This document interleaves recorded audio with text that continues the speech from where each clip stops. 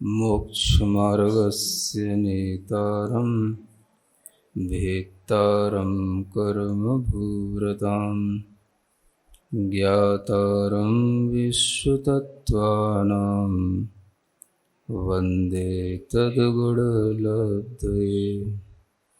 देवादिदेव आदिम तीर्थंकर श्री ऋषभनाथ भगवान की, वर्तमान शासन नायक श्री वर्धमान महावीर भगवान की, परम पूज्य आचार्य गुरुवर श्री विद्यासागर जी महाराज जी की। तत्वाश्रुत ग्रंथराज में अष्टम अध्याय के माध्यम से बंध तत्व का वर्णन करते हुए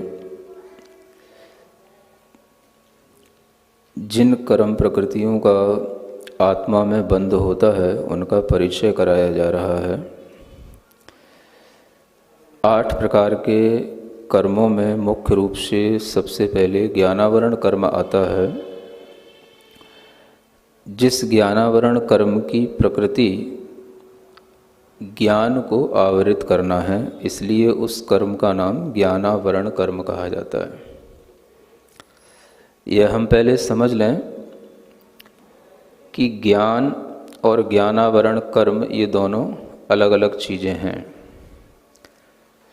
कल जब एक प्रश्न आया था तो उस प्रश्न का कारण यही था कि हम समझ नहीं पाए कि ज्ञान क्या है और ज्ञानावरण क्या है।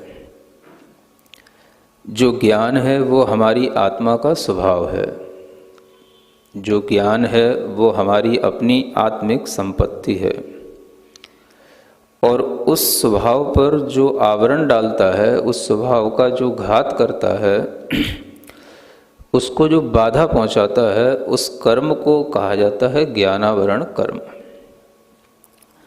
तो वह ज्ञानावरण कर्म जो है वो एक पौद्गलिक पदार्थ हो गया, और जो ज्ञान है वो हमारी आत्मा का, चेतना का निजी स्वभाव हो गया। तो जब भी किसी चीज़ को कोई दूसरी चीज़ ढकती है, आवरण करती है, तो वह उसको कई रूपों में आवृत कर सकती है, और उसकी अलग अलग जो शक्तियां हैं, उन सभी शक्तियों को आवृत करने वाली जो शक्तियां हैं वो भी उतने ही प्रकार की होती हैं। मतिश्रुतावधि मनः पर्यय केवलानाम। तो आचार्य यहाँ कहते हैं कि जो हमारा ज्ञान है वो ज्ञान एक होते हुए भी एक प्रकार का नहीं है।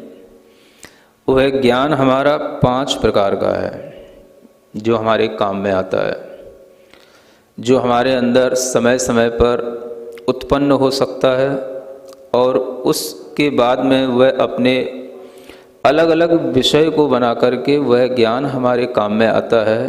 वह मुख्य रूप से 5 प्रकार का कहा गया, जिसे हम मतिक ज्ञान कहते हैं पहला, दूसरा श्रुत ज्ञान कहते हैं, तीसरा अवधि ज्ञान कहते हैं, चौथा मनः पर्यय ज्ञान कहते हैं, और 5वां केवल ज्ञान होता है। तो जैसे ये ज्ञान के जो 5 भेद हैं, ये ज्ञान के 5 भेद भी इसलिए हैं क्योंकि इस ज्ञान को आवृत करने वाले कर्म भी 5 प्रकार के हैं। अलग अलग ज्ञान की शक्तियां हैं, अलग अलग कर्म उनको ढांकते हैं, रोकते हैं, इसलिए वह ज्ञानावरण कर्म भी 5 प्रकार के मूल में हो जाते हैं। तो मतिक ज्ञान को जो आवृत करे उसको कहा जाता है मतिक ज्ञानावरण। श्रुत ज्ञान को जो आवृत करे उसको कहते हैं श्रुत ज्ञानावरण। अवधि ज्ञान को जो ढाके उसको कहते हैं अवधि ज्ञानावरण। मनः पर्यय ज्ञान को जो ढाक दे उसे कहते हैं मनः पर्यय ज्ञानावरण, और केवल ज्ञान को जो आवृत कर दे उसको कहते हैं केवल ज्ञानावरण। अब ये ज्ञानावरण कर्म ही वह मुख्य कर्म है जो हमारे लिए समझ में आ सकता है, समझ में आना भी चाहिए, और यही वो कर्म है जिसके 5 भेद हमें अलग अलग 5 प्रकार के ज्ञानों को आवृत करके हमारे अंदर पड़े हुए हैं। इन 5 ज्ञानों में सभी संसारी जीवों में काम आने वाले ज्ञान 2 ही होते हैं, मतिक ज्ञान और श्रुत ज्ञान। और उस मतिक ज्ञान और श्रुत ज्ञान में भी जो हमें अनेक तरीके का किसी में अधिक है, किसी में कम है, ये जो हमें कमती बढ़तीपना दिखाई देता है, ये भी इस ज्ञानावरण कर्म के कारण से ही होता है। तो जिनके अंदर जिस तरह से ज्ञानावरण कर्म का क्षयोपशम होगा, अर्थात ज्ञानावरण कर्म में कुछ कर्म तो दब जाए और कुछ कर्म क्षय हो जाए, इस तरीके की व्यवस्था जिसमें जितनी ज़्यादा होगी उसका ज्ञान जो स्वभाव रूप है उतना ही उद्घाटित हो जाएगा। जिन जीवों में ज्ञान की कमी होती है उनके लिए भी यह ज्ञानावरण कर्म के क्षयोपशम की कमी के कारण से होता है। क्षयोपशम का मतलब ऐसा समझ लें कि जैसे कुछ प्रकट हो रहा है और कुछ ढक रहा है, जो ये मिली जुली अवस्था है इसी का नाम क्षयोपशम कहलाता है। जो मतिक ज्ञान श्रुत ज्ञान है, बस उसी में यह मतिक ज्ञान श्रुत ज्ञान की जो क्षयोपशम दशा प्रकट हो रही है, उसी के कारण से जीव को जो ज्ञान होता है वही ज्ञान उनके काम में आता है। और सब जीवों में आप देखेंगे अलग अलग जो ज्ञान है उसका सबसे बड़ा अगर रीजन है तो यही है कि सबके आवरणीय कर्मों का क्षयोपशम अलग अलग होता है। तो ज्ञानावरण कर्म एक होते हुए भी जब मतिक ज्ञान को आवृत करता है तो मतिक ज्ञानावरण कहलाता है, श्रुत ज्ञान को आवृत करता है तो श्रुत ज्ञानावरण कहलाता है। मतिक ज्ञान का आवरण इतना तक भी हो जाता है कि जब कोई जीव 5 इंद्रिय से 4 इंद्रिय हुआ तो उसके अंदर अब 5 इंद्रिय संबंधी जो मतिक ज्ञान था उसका आवरण पड़ गया, इसलिए वो 4 इंद्रिय पर्याय में उत्पन्न हो गया। 4 इंद्रिय जीव में 4 इंद्रियों संबंधी ज्ञान का क्षयोपशम है, जो कर्ण इंद्रिय संबंधी क्षयोपशम होना चाहिए 5वीं इंद्रिय का, वो उसके लिए नहीं है, इसलिए उसको कोई भी बात सुनाई नहीं पड़ेगी। इंद्रिय नहीं मिली, इंद्रिय जो मिलती है वह इंद्रिय भी ज्ञानावरण कर्म के क्षयोपशम के साथ ही उपलब्ध होती है। तो जीव के अंदर यह मतिक ज्ञानावरण कर्म का जो उदय आता चला जाता है, इसका आवरण बढ़ता चला जाता है, वो हमें इसी तरह से समझ में आना चाहिए जैसे जैसे जीव 4 इंद्रिय दिखाई दे, 3 इंद्रिय दिखाई दे, 2 इंद्रिय दिखाई दे, 1 इंद्रिय दिखाई दे, ये सब क्या हो गए? इन सब के ऊपर ये मतिक ज्ञानावरण कर्म के आवरण और बढ़ते चले गए।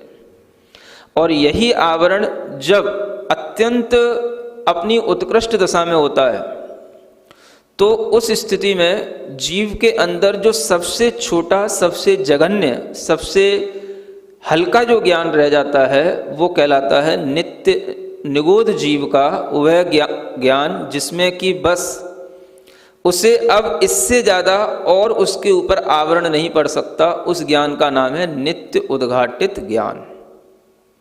क्या बोलते हैं उसको? नित्य उद्घाटित। इस शब्द ही कह रहा है। नित्य माने हमेशा, उद्घाटित माने इतना तो उद्घाटित रहेगा ही। वो उसकी लास्ट स्थिति है। अगर वो भी जो है एकदम से अगर अभाव को प्राप्त हो गया तो जीव का ही अभाव हो जाएगा। तो ये ज्ञान की जघन्य दशा भी इन्हीं ज्ञानावरण कर्म के उत्कृष्ट आवरण के कारण से पड़ जाती है। और जैसे जैसे आवरण हल्के होते जाते हैं वह जीव 1 इंद्रिय से 2 इंद्रिय, 3 इंद्रिय, 4 इंद्रिय, पंचेंद्रिय, संगी पंचेंद्रिय, इन पर्यायों को प्राप्त होता है। और इन पर्यायों में भी आप देखेंगे तो सभी के मतिक ज्ञान, श्रुत ज्ञान अलग अलग काम करते हैं। मतिक ज्ञान का मतलब है जो अपनी इंद्रियों संबंधी ज्ञान है, सेंसुअल नॉलेज जो है वो मतिक ज्ञान कहलाती है। श्रुत ज्ञान जो ज्ञान हमें सुनने से या स्क्रिप्चर के थ्रू मिलता है वो ज्ञान हमारा शास्त्र का जो ज्ञान होता है वो श्रुत ज्ञान कहलाता है। शास्त्र का ज्ञान भी हमें तभी समझ में आ सकता है जब हमारे अंदर ज्ञानावरण कर्म का क्षयोपशम हो, ज्ञान के आवरण हमारे उस संबंधी कुछ हटे हुए हों, कम हों, तो हमें शास्त्र की चीज़ समझ में आ सकती है। अन्यथा हमें शास्त्र संबंधी ज्ञान नहीं होगा। दूसरा, हमें लौकिक ज्ञान तो सब हो सकता है, लेकिन शास्त्र संबंधी ज्ञान होने के लिए भी हमारे अंदर क्षयोपशम कुछ अलग ही होना चाहिए।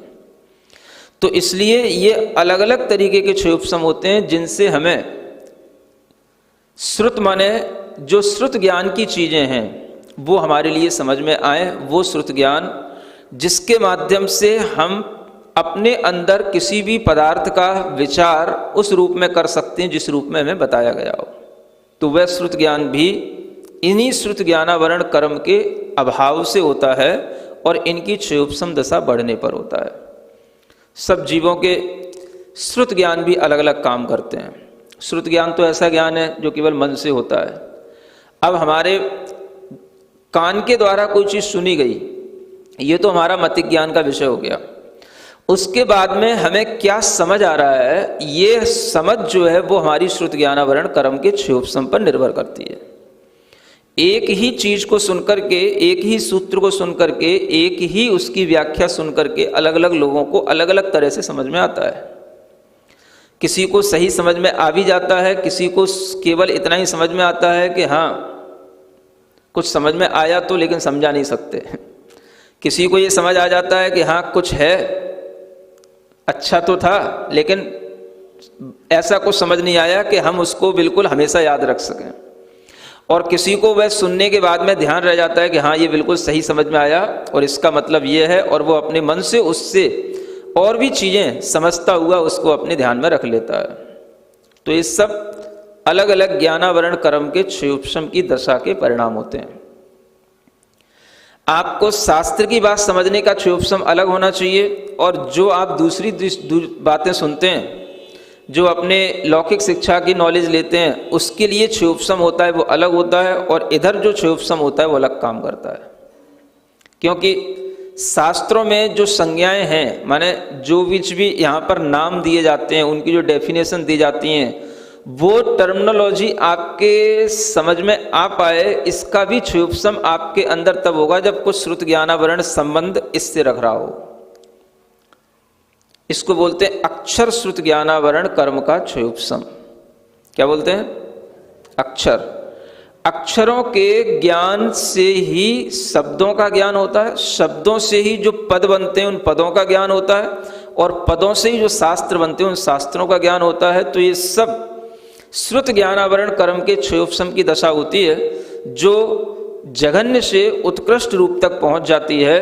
और ये श्रुत ज्ञानावरण कर्म की उत्कृष्ट, जब ज्ञान की जब उत्कृष्ट दशा होगी तो ये आप समझ लेना कि ये लगभग जब 14 पूर्व का जो ज्ञान कहा जाता है, क्या बोलते हैं, 12 अंग 14 पूर्व के ज्ञाता, ये 14 पूर्व का जिनको ज्ञान होता है, जो श्रुत केवली होते हैं, वही इस श्रुत ज्ञानावरण कर्म के जगन्य क्षयोपशम के कारण से, मतलब इसकी जगन्य क्षयोपशम श्रुत ज्ञानावरण कर्म की तो दशा होगी जगन्य रूप, तो उनका श्रुत ज्ञान जो होगा वो होगा उत्कृष्ट रूप।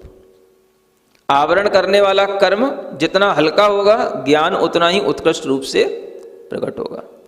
आवरण करने वाला कर्म जितना ज्यादा प्रभावी होगा, ज्ञान उतना ही कमजोर होगा। तो ये दोनों चीजें अपोजिट हैं, ज्ञान और ज्ञानावरण। ये अपने दिमाग में बिठा लें। मतिक ज्ञान, मतिक ज्ञानावरण, श्रुत ज्ञान, श्रुत ज्ञानावरण, दोनों चीजें क्या हैं? एक दूसरे की विरोधी हैं, एंटी हैं। और इनमें जो है, जो चीज जिस तरीके से इफेक्ट डालने वाली होगी उसका ही इफेक्ट आपके लिए दिखाई देगा। अगर ज्ञानावरण कर्म का इफेक्ट ज्यादा है तो ज्ञान का इफेक्ट कम होएगा, और अगर ज्ञान का इफेक्ट ज्यादा दिखाई दे रहा है तो इसका मतलब है ज्ञानावरण कर्म का इफेक्ट कम है, क्षयोपशम उसका जो है हमारे लिए बाधा को प्राप्त नहीं कर रहा है। ये कर्मों के आवरणों को यहाँ पर बताया जा रहा है कि अगर 5 प्रकार के आवरण हैं तो 5 प्रकार की क्वालिटी वाले वो ज्ञान थे जो इन कर्मों ने आवृत कर दिए हैं। और एक अंत में अलग अलग तरीके की विशुद्धियां, अलग अलग तरीके की तपस्याएं काम आती हैं। इतने आवरण हम सब आत्माओं के अंदर पड़े हुए हैं, अवधि का, मतिक और मने परे ज्ञान का, और केवल ज्ञान का तो पूर्ण आवरण हो रहा है। इसी कारण से हमें कुछ भी बात जो प्रत्यक्ष आत्मा से होनी चाहिए वो नहीं होती, जो हमारे इंद्रियों से काम चल रहा है बस उतना हमारा काम चल रहा है, और वो भी इस क्षयोपशम दशा के कारण से। इसलिए मतिक ज्ञान और श्रुत ज्ञान के जो आवरण हैं वो तो हमारी अनुभूति में आते हैं, लेकिन अवधि ज्ञानावरण, मने परे ज्ञान आदि के जो आवरण है वो हमारी अनुभूति में नहीं आते, क्योंकि हमें उनकी तरफ कोई जानकारी नहीं है। अब जो चीज़ कहीं से कहीं तक दबी ढकी ही पड़ी है तो हमें ये भी क्या मालूम कि इसके अंदर क्या है। श्रुत ज्ञान, मतिक ज्ञान, यही 2 ज्ञान हैं जिनसे हम सब चीज़ों को समझ सकते हैं, जो चीज़ें छुपी हुई हैं उनको भी, जो आवरण हैं उनको भी, और जिन चीज़ों को आवृत किया जा रहा है उनको भी। अब आप देखें, ये जो पांचों ही प्रकार के आवरण हैं ये हर जीव में हैं, चाहे वो जीव इंद्रियों से संबंध रखने वाला एक इंद्रिय हो या कोई हो, अथवा जीव के जब दो भेद बताए जाते हैं, भव्य और अभव्य, तो आप देखें भव्य जीव किसे कहते हैं? बोलो, भव्य जीव किसे कहते हैं?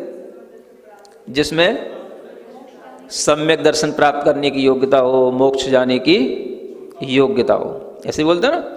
अभव्य जीव किसे कहते हैं? जिसमें यह सम्यक दर्शन आदि प्राप्त करने की योग्यता न हो।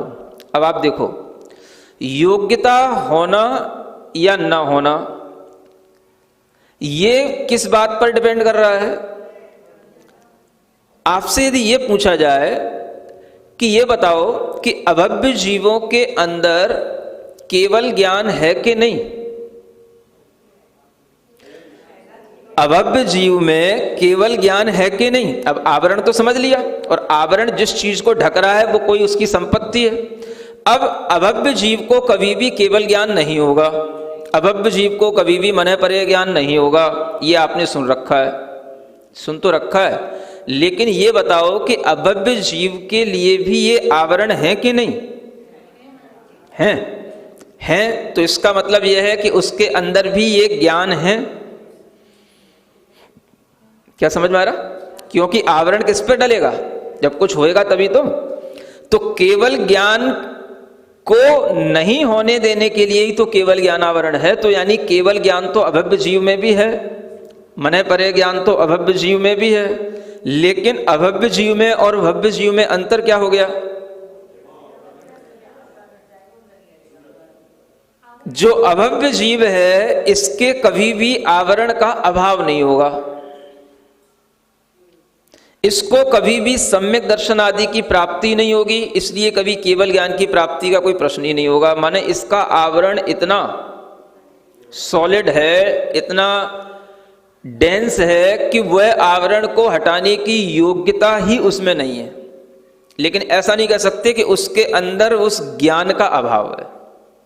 माने अभव्य में भी केवल ज्ञान है, अभव्य में भी मने परे ज्ञान है, लेकिन कैसा है वो?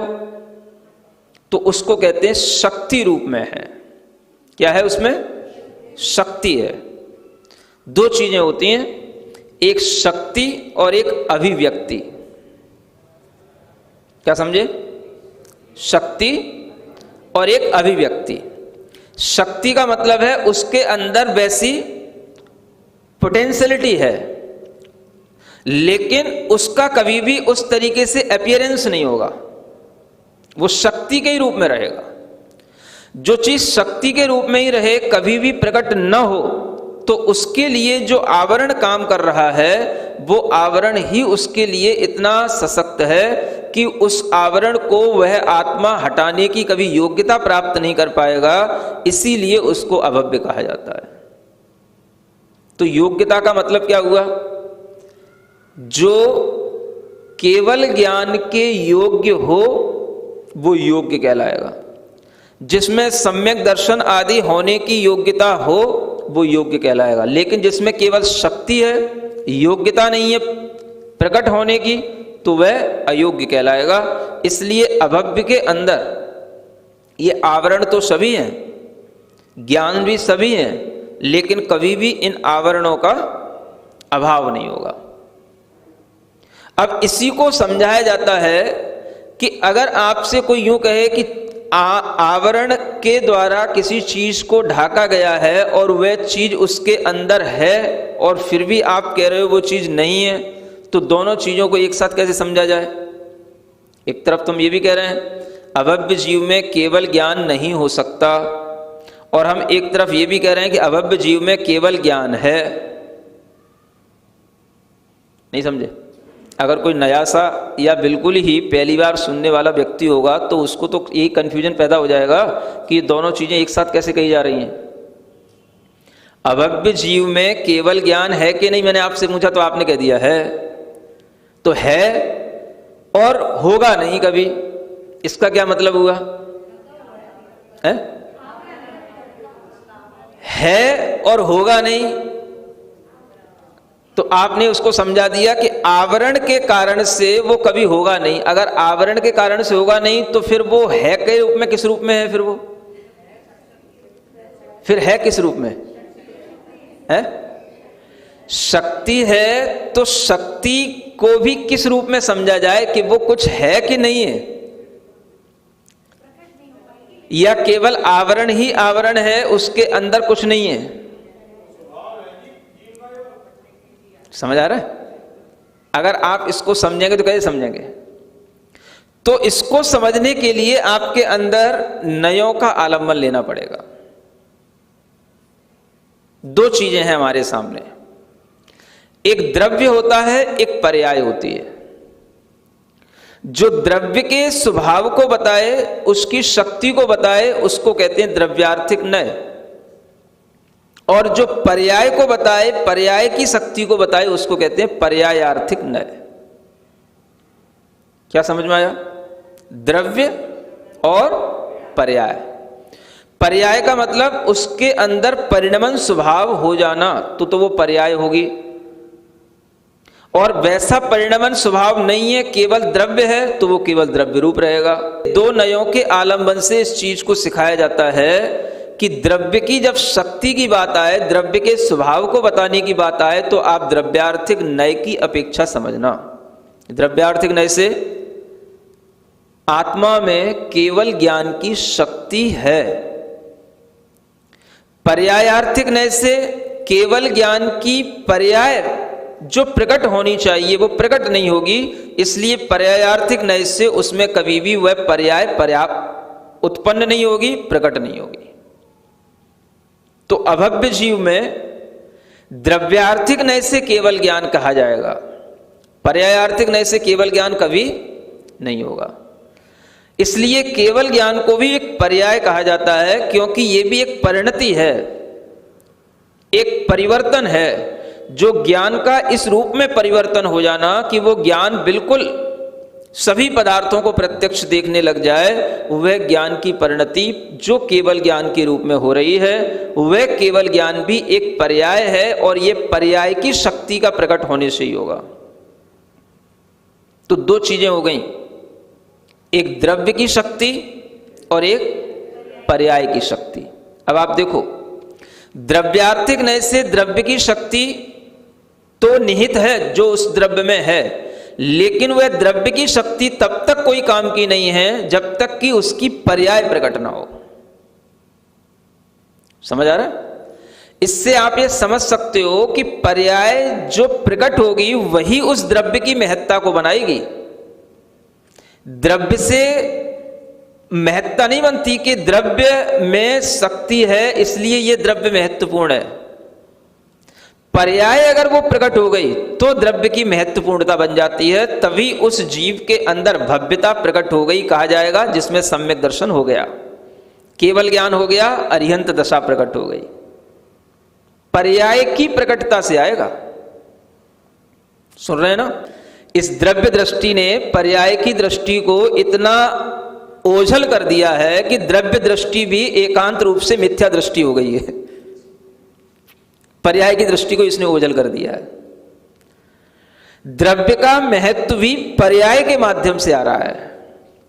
केवल ज्ञान की पर्याय आ गई तो उस द्रव्य के अंदर वह पर्याय प्रकट होने के कारण से उस द्रव्य की महत्ता होगी, जो अरिहंत की तरह पूजा जाएगा, नहीं तो निगोद पर्याय में ही वो जीव पड़ा रहेगा।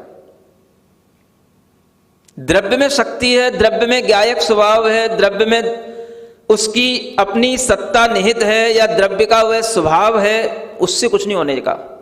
द्रव्य का सबका स्वभाव है, ज्ञायक स्वभाव सभी द्रव्यों का है, उससे क्या होने जाने का है। पर्याय में वो चीज प्रकट होनी चाहिए।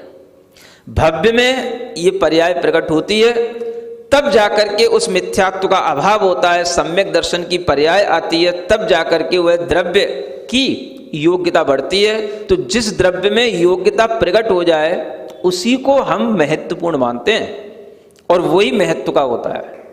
पूज्यता उसी की होती है, इंपॉर्टेंस उसी की होती है। दुनिया में भी वही पूजा जाता है जिसमें योग्यता है। योग्यता का मतलब क्या है?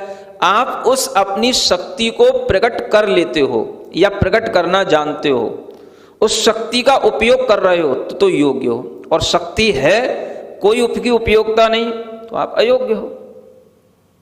तो अयोग्य को तो कहीं एडमिशन मिलता ही नहीं। तो द्रव्य दृष्टि से तो सभी केवल ज्ञानमय हैं। सुन रहे हैं ना द्रव्य दृष्टि वाले? द्रव्य दृष्टि से तो चाहे भव्य जीव हो चाहे अभव्य जीव हो, सब में केवल ज्ञान पड़ा है। द्रव्य दृष्टि से सब बराबर है। तो द्रव्य दृष्टि से हम किसमें क्या देखेंगे? हमें अगर डिफरेंस दिखाई देगा तो हमें पर्याय दृष्टि से आपने उसमें क्या परिणमन कर लिया, जो चेंजेसन आता है किसी भी चीज में, वही तो महत्वपूर्ण होता है। आपको पढ़ाया जा रहा है, पढ़ाए जाने के बाद भी आप जिस क्लास में बैठे हो आप उसी क्लास में 3 साल से पढ़ रहे हो। इसका मतलब क्या है कि आप में कोई परिणमन नहीं हो रहा है। पर्याय का मतलब हाँ, टू चेंज, कुछ नहीं हो रहा। जो नहीं हो रहा है इसी का मतलब है कि आप एक ही जगह पर बैठने योग्य हो, माने आपकी कोई योग्यता नहीं बढ़ रही है, क्योंकि आपकी पर्याय बदल नहीं रही है। द्रव्य तो सबका अनंत ज्ञानमय है, उससे क्या होना जाना है। समझ आ रहा है ना? तो पर्याय दृष्टि का भी महत्व समझो। मैं इसलिए बता रहा हूं आपको कि दुनिया में द्रव्य दृष्टि इतनी हो गई है कि सब द्रव्य दृष्टि से ही हर द्रव्य को देख रहे हैं। उससे क्या होएगा? पूज्यता और अपूज्यता का व्यवहार, हमारे अंदर किसी भी तरीके का उत्साह, हमारे अंदर मोटिवेशन अगर आएगा तो सामने वाले की पर्याय को देख करके आता है, द्रव्य को देख करके क्या आता है? द्रव्य तो सभी के बराबर है। जिसके अंदर कोई ज्ञान प्रकट हो रहा है, जिसके अंदर कोई योग्यता प्रकट हो रही है, वही उसकी पर्याय है। वो योग्यता हमारे अंदर भी पड़ी है। हम वैसी योग्यता में जब तक परिणमन नहीं कर रहे हैं तब तक हम उससे सीखते रहेंगे, और जिस दिन हम भी वैसा परिणमन कर जाएंगे हम भी सिखाने लग जाएंगे। ये किसका काम है? द्रव्य का काम नहीं है। ये द्रव्य की पर्याय रूप होने की योग्यता के कारण से है। इसलिए द्रव्य का जितना महत्व है उससे ज्यादा महत्व उसकी पर्याय का है, जो उस द्रव्य को योग्य और अयोग्य बनाता है। समझ में आ रहा सबको? इसलिए कह रहा हूं, चाहे मने परे ज्ञान हो चाहे केवल ज्ञान हो, सब ज्ञान सबके अंदर पड़े हैं, अभव्य में भी पड़े हैं। इसलिए द्रव्य दृष्टि से सबके अंदर ज्ञान है, लेकिन पर्याय दृष्टि से जिनके ज्ञान प्रकट हो गए वो ज्ञानी कहलाएंगे। वो उस 48 रिद्धियों के पाठ में आएंगे। णमो मण पज्जवणाणीणम, णमो उजमदीणम, णमो व्योलमदीणम।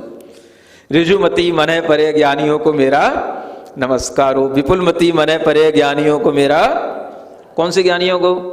सबके अंदर तो ज्ञान है महाराज। द्रव्य दृष्टि से देखो, सब में ज्ञान पड़ा है। जिनके अंदर ज्ञान पड़ा है सबके अंदर उनको नमस्कार नहीं हो रहा है। नमस्कार किसको हो रहा है? जिसमें पर्याय दृष्टि से वो पर्याय प्रकट हो गई हो। तो पर्याय दृष्टि से ही पर्याय को देखा जाता है। और देखो, पर्याय ही द्रव्य का मूल्य करा रही है। पर्याय अगर उसकी बदल गई तो द्रव्य का मूल्य हो जाता है। सोना पड़ा हुआ है पत्थर के अंदर, अगर उस पत्थर में से सोना निकल गया और सोना अपना पूरा प्योरिफिकेशन का प्रोसेस होने के बाद में वो बिल्कुल गोल्ड के रूप में आ गया, तो उसके कारण से उस सोने की जो वैल्यू बढ़ गई, वो क्या बढ़ गई? वो उसकी पर्याय चमक गई, उससे उस सोने की कीमत बढ़ गई। नहीं तो सब उसको पत्थर की तौल में तोड़ रहे थे, सब उसको पत्थर की तरह उसका यूज कर रहे थे। और जब वो सोने के रूप में आ गया तो सोने की तरह ट्रेजरी में रख करके रख रहे हैं। समझ आ रहा है? उसको रखने के कारण से अपने आप में मैं इतना सोने का मालिक हूं, इतना मेरे पास इतने लाख का सोना है, उससे फीलिंग आती है कि हाँ मैं कुछ हूं। पत्थर को कौन रखता है ट्रेजरी में? समझ लो, द्रव्य दृष्टि का मतलब है केवल पत्थर को देखना, और पर्याय दृष्टि का मतलब है पत्थर में सोना देखना। समझ आ रहा है? द्रव्य दृष्टि का मतलब है केवल चाहे भव्य हो चाहे अभव्य हो सब में ज्ञान देखना, और पर्याय दृष्टि का मतलब है जिनमें ज्ञान प्रकट हो गया है, जो जिनेंद्र देव बन गए हैं, जो अरिहंत हो गए हैं, उनमें ज्ञान देखना। ऐसा ज्ञान होता है। उनमें क्या ज्ञान दिखेगा? अभव्य में क्या ज्ञान देखोगे? वो तो अस्तित्व सिर्फ इसलिए वहां बताया जा रहा है द्रव्यार्थिक नय से, क्योंकि अगर ये भी नहीं मानेंगे तो फिर इन ज्ञानावरण कर्मों का भी वहां कोई काम नहीं है। क्योंकि आवरण तो उसी चीज के ऊपर होगा जो कोई चीज को आवृत किया जाए। आवरण करने वाली भी चीज होनी चाहिए और आवरण के योग्य भी चीज होनी चाहिए, दोनों चीजें होनी चाहिए, तब तो वो आवरण कहलाएगा। नहीं तो आवरण किस चीज का? तो द्रव्य दृष्टि से वहां पर केवल ज्ञान है, लेकिन वह केवल ज्ञान वहां पर कभी भी कोई भी किसी भी तरह का काम का नहीं, किसी भी तरह का उस ज्ञान की कोई योग्यता नहीं।